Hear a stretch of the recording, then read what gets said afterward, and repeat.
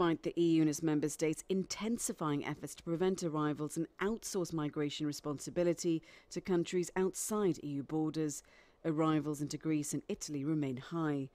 Italy's new populist government is saying no more and has started to turn ships carrying migrants away. The European Parliament's Italian president says that if no coherent migration policy emerges from the summit, Europe will be in danger.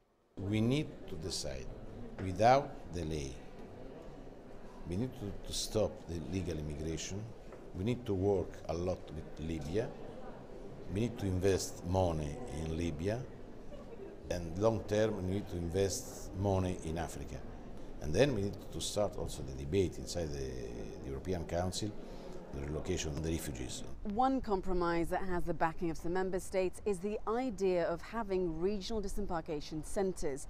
What it entails is having North African countries screen people and separate economic migrants from refugees.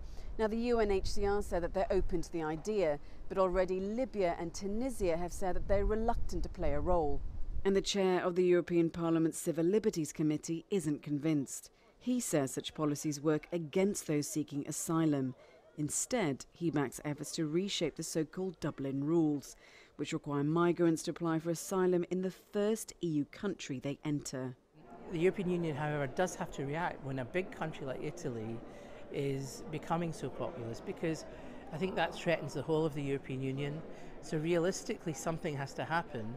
But what can happen, I think, is on the table, and it's the Dublin reform. And I think it's a very strong one, and I hope that this is the route that the European Council takes, not the lower road of these kind of offshore asylum centres. If they do this, they will have an unworkable, inhumane policy which will collapse.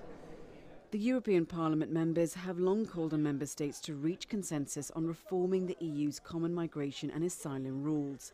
In draft guidelines for the EU summit, the EU Council President Donald Tusk has invited Austria, set to take over the 6-month presidency of the EU, to simply continue to do more. Mariam, Zaidi, CGTN, Brussels.